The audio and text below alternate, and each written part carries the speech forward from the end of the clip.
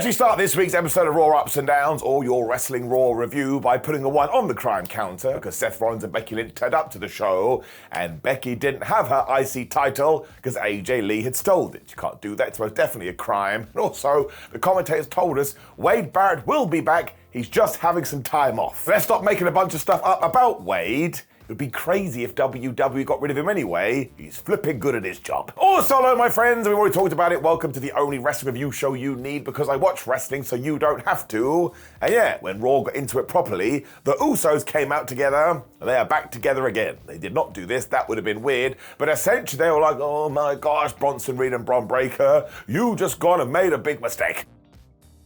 Now, as per Wrestling Rule 14.8, you can't say somebody's name in wrestling without those people walking out, so here came the Brons. I was a bit like, wouldn't it have been better if we hadn't reunited Jimmy and Jay on that random Raw in Scotland? Probably. But we did it now, and there's no going back. Now, bless Breakker for trying as well, because he was all like, oh, Big Jim, you shouldn't be here on Raw, because you're a SmackDown guy. I wanted to take Bron to one side and say, my friend, that draft or that brand split has been dead for months. He then got really mad, so Bronson really calmed him down when he was all like, oh, listen, all I want, mate, is to be acknowledged as your tribal thief. He does make a good point. I mean, between them, they did kill Roman Reigns. I mean, we haven't seen him since, and in terms of the story, we presume he's in a local medical facility. Jimbo then said they were basically J&J security, which these days I suppose is a deep cut.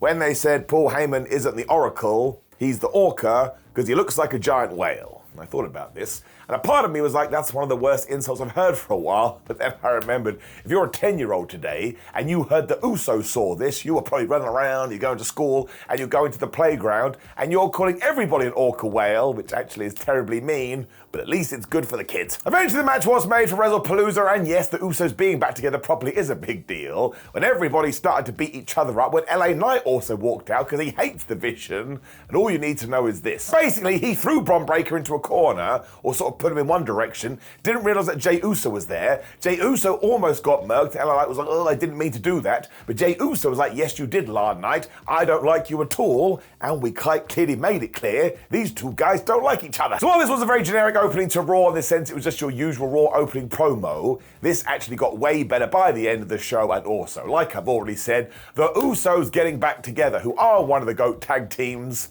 it's always going to get an up. I mean, I'm not sure how long they are for this world, so enjoy the ride while you got it. Only two, we then went to another promo, which WWE doesn't usually do, but I think this just aired during the advert, so you may not have seen it. But AJ Styles was a bit like, well, one, somebody just come back and they stolen my first name, which is very sad, but also, I'm basically alone. Meechin's on SmackDown, Gallows and Anderson, they're not around, and it kind of feels to me like somebody is against me. He didn't mean like Dominic Mysterio, like he didn't say who he was talking about, but if you walked in here right now and said, Simon, do you think this was like a shot at Triple H? I'd be like, yes. Now, of course, it would have been in the script. This is part of the story, but I do not know which direction we are headed. We then cut to the back as well, because LA Knight was being interviewed, and he was all like, oh man, I don't care about these Usos, I only care about Bron Breakker and Bronson Reed, because I've done the teaming up thing and it doesn't work, so I just want to fight somebody named Bron. Then he went, maybe Charles Bronson, or maybe LeBron James. I was like, bro, WWE, if they put in LeBron James, he wouldn't lose to you, he wouldn't put you over, he wouldn't even put his own son over. I shouldn't have said that, I massively regret it. This also allowed El Grande Americano to make his entrance because he was going to take on AJ Styles. Giving it a down. He's got brand new music, and I don't like it. Like, it actually probably fits his character better, but the theme and the beat of it, whatever you want to say, it just sounds like every single new theme that somebody's get, but this time they like put into the computer, give it a Mexican tint. WWE used to be so good at entrance themes. I do not understand what happened. Styles did go off though and absolutely whipped Americano's ass, which made sense because he cost him the Intercontinental title when we put a 1 on the dick board, because who turned up? It was the second El Grande Americano, and you have to figure one of these days it's going to turn out to be Dominic Mysterio. I mean, it's a lucha thing.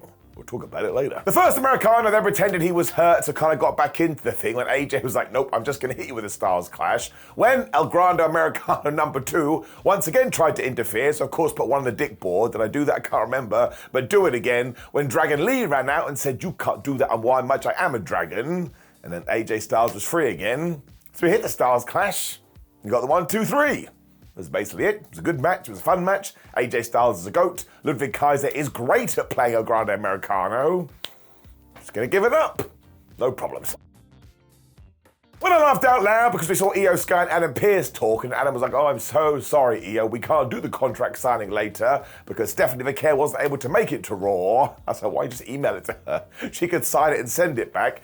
Now, it does sound like the match is still on, but nobody actually told us what was going on with Stephanie, so I hope she's okay. But even Nikki Bella walked in and said, I'm sorry to interrupt, and she wasn't, because why would she have interrupted in the first place? But how is Stephanie doing? What the flub is going on? Asuka and Kairi Sane felt the same because they were furious. They started yelling at Nikki, and Nikki felt so disrespected. We are going to do this match later. I understand that WWE is trying to turn Asuka heel, but she is so funny, especially in the way that she just shouts after Kairi Sane all the time. I don't think it's going to work. Also, she's too good in the ring, but at least it's damn entertaining. Now, I'm also going to throw in here, because of course Nikki Bella and Asuka did fall out, Adam Pearce was like, woohoo, we can do that match later. Just put that in your brain. Again, here we go. Raw had started, and Adam Pearce made a match. Guess how many times we were going to do that on this show.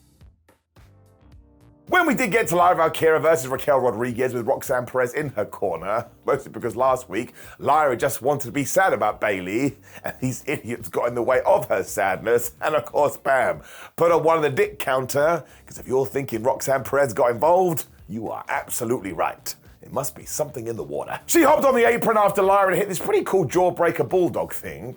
I gotta say this, Lyra Valkyria was basically Mrs. Technical Wom Wham. Raquel Rodriguez was basically Miss Man, I'm gonna smash her, because I'm a big woman, slapping woman meat. And this was a really good, solid match, and actually something Raw could have done more of.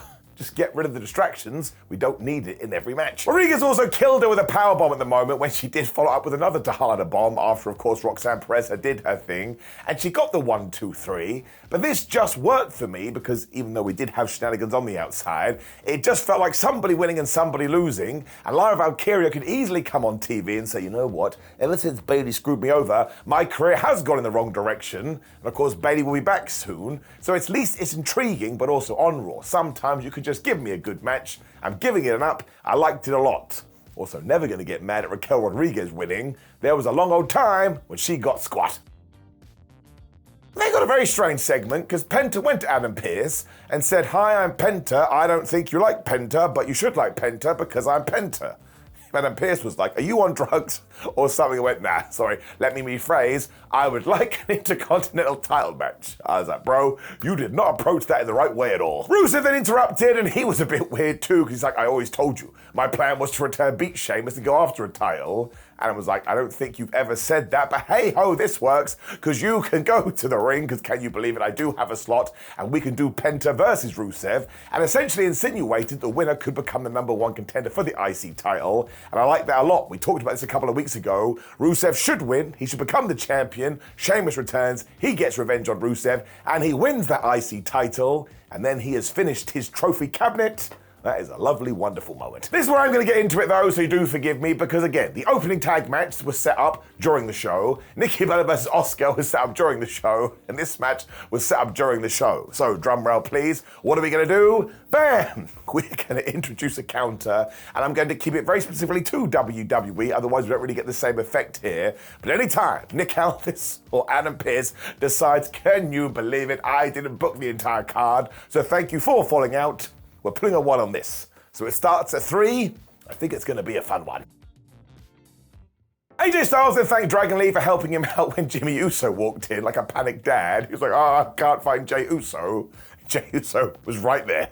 He's like, he had to be in his eye line. When he went up to Jey, and if you can believe it, he was packing his bags. He was going to go home because he's done with LA Knight. He's done with the disrespect. Where's the acknowledgement, man? And why aren't people walking around going, oh, that Jey Uso, you're wonderful. Jimmy Uso was so good here. He just looked at him and said, you don't sound like yourself. In fact, you sound like Roman. Not the good Roman, the bad Roman. And that's when all of these chats and basic manipulation you realize have got to Jey's brain. This was brilliant. This was excellent. But hold fire there, because again, the go-home angle, or the end segment I should say, was even better. I don't know who came up with this plan, but you'll get a couple of bald thumbs. I was a huge fan of that, and my gosh, am I a fan of AJ Lee. And this is where I shall address SmackDown ups and downs, because a lot of the crazies got in touch going, Simon, I can't believe you didn't a golden up. It was a mistake. You mad people. Did you not listen to my words? And as I said, it's one of the best returns ever. I meant to give it a golden up. I quite clearly forgot to say golden. Just listen to me. Listen and let the words go in your ears. If that's not enough for you, well, just come round and I'll give you a hug. Now, of course, don't forget you can't enjoy AJ Lee's return unless you go look at her cage match first. But here she even said, listen, my friends, especially younger fans, let me just tell you who I am. Let me reintroduce myself and explain why your millennial parents had a breakdown on Friday. My name is AJ Lee and I'm back. She also had a very good line, which was, I am your favorite wrestler's favorite wrestler, which I enjoyed. And sure, she retired 10 years ago from the WWE because she felt like she had accomplished all of this and she wanted to go out there and live her other dreams, which she did do, and throughout the whole time she was also having her own mental health journey to the point she even went to get therapy. And listen, this is an everyday challenge which is still going on today, but what a hero AJ Lee is. 10 years away, she comes back and her first promo is about how we should all go get therapy and talk to people because it's massively important, and we even got a therapy chart. Now I'm going to double down on this because absolutely you should talk to somebody. Of course we're going to have down days. You are but a human being. You don't need to be ashamed by it. You don't even need to be sad about it. Although, of course, it's always fine to cry. It's always fine to have water coming out your seeing devices. You cannot expect to be up here all of the time. It is totally unrealistic. And I'll say it again, there is always somebody to talk to. That just makes you a strong tamale, so make sure you go and do it. AJ Lee, you are the flipping best. I'm gonna go on a quick tangent here as well, because throughout the week, everybody was like, oh man, did you see all those fake reaction TikToks to AJ Lee's return? And of course, some of them are going to be fake, but they also like AJ Lee. And if this is the message that gets implanted in people's brains, well man, you can fake a reaction as much as you want, because some things are just way more important. Healing isn't linear though, so when she did see her husband CM Punk being confronted by Becky Lynch, she got super duper mad, even more so because they have a lot in common. When actually she looked a bit closer and realized, no, Becky Lynch is a dickhead. Lynch then walked out instantly, and man, she is so funny. I absolutely love her heel role. When she was all like, listen, there's only one issue here, and it's nothing to do with CM Punk, it's not even anything to do with Seth Rollins, it's the fact that you stole my Intercontinental title, and do not forget, I am the greatest women's wrestler of all time. Not just me saying it, Sports Illustrated said it. I love it. I love that line. I chuckle every time and I don't even care. AJ Lee then actually admitted that she had forgotten she had this IC title, which would never hold up in court, when she also kind of insinuated that maybe she'd had sex in it, or at the very least, she'd worn it when she was getting changed. And that must be a little bit tricky. I don't know how you do that. Becky Lynch also had a black eye during this, which AJ Lee noticed. Once again, Becky's like, listen, let's bring a real champion out here so he can explain it to you. And Seth Rollins must have been behind the curtain saying to the production guy, look, she's gonna say my name in just 1 second and call me a real champion, so make sure you play my music, here I go. He demanded that AJ return that belt when AJ said, of course I'll do that, but actually I'm holding you to ransom, and you didn't even know it, because the only way you are gonna get it back is if you give me a mixed tag team match at WrestlePalooza. It's a shame we've called it WrestlePalooza. You can't say anything serious with it. Rollins then got in the ring and was like, listen man, I call the shots here, I'm the man, and because things did get a little bit wibbly-jibbly, out came CM Punk, and of course they had a big old brawl, and as soon as Seth Rollins and Becky Lynch had been dispatched, Seth did that heel thing where he got so mad, he said, you know what, fine, we shall do this tag team match at the PLE. Becky wasn't happy about this at all. She had a meltdown. Some people are saying some really horrible things about this Becky Lynch run. Not gonna lie, apart from the big one like 2018, this could be my favorite. AJ then did throw the title back to Becky, so that one is done. And I just thought this was a terrific segment, especially because just to once again go on about it, AJ Lee decided to tell you all that your mental health is important and you are worth it. And even though we do have to fight every day, that's all right, because we mean something, man, and we have a bunch of loved ones and friends. Now, of course, you'll get the usual idiot today kicking off going, oh man, well, mental health isn't a real thing, but you should actually have sympathy and empathy for that person, because they are probably struggling more than most, and they don't even know it. I am gonna give it a golden up to make up for what happened on Friday, but everything AJ Lee had done so far, well, thank flubbin' she's back. We then cut to the latest Bayley video as she waits for her cease and desist because she is hearing voices in her head a la Randy Orton. Once again, she does not know what to do with Lyra Valkyria, but deep down in her tootsie toes, she does feel bad. So of course, either she's going to come back as a mega heel, or we're going to get the hugger. That seems to be the direction we're going in. On the down low, while I do like these videos, I think we should pull the trigger soon. You don't want to have it run on too long. I mean, mostly I just want to see Bayley get a push again, because she returned after WrestleMania, only to go away, and now we're waiting for her to return again. When flub me sideways, we got Penta versus Rusev, that's alright by me. Now I am going to give it a damn because, of course, the New Day ran out to continue their feud with Penta. But that is one too many ones on the dick board, and bam, there we go. I don't think you needed a distraction in this match. And, of course, Penta had to go and deal with them. He did a dive. That's the one on the dive board when he went to the top rope. And, man, Rusev kicked his head off with a matchka kick, and he got the 1, 2, 3. I am going to give the match an up, and it made me realise these are the kind of pairings I need to see more of. Like 2 years ago, I never thought I'd get to see Penta versus Rusev, and it was bloody good, mate. Let's do it again. I suppose now Rusev can go after the IC title. Dominic versus Rusev, that's a good match too. Jimmy Uso then did try to be a good guy because he found LA Knight to explain the situation. But once again, Jimbo was like, listen to me. I do not care. It was Jey Uso that has cost me time and time again. And even if that made sense in the four-way, I'm still pissed off with it. So do you know how you can help me? By not helping at all. I was like, my gosh, I've been told that 1,000 times in my life and it never gets any easier. I totally love it though because LA Knight even referenced the time that Jimmy Uso stopped him winning the world title from Roman Reigns. So this LA Knight man, he has become the new Kevin Owens. If you do something to him, he won't forget. And that's what makes wrestling so great. Something can happen 8 months ago, but an elephant doesn't forget. When it was indeed time for Nikki Bella versus Asuka, it was fine. That's all I've got. Like, it was just a very entertaining match. Asuka's not really getting booed because she's so damn talented. And I enjoy seeing Nikki back in the ring. She did her springboard kick to prove that she can do it. And when she whiffed it against Becky Lynch, that's just life, these things happen. She then fell into the Asuka lock and she tapped out.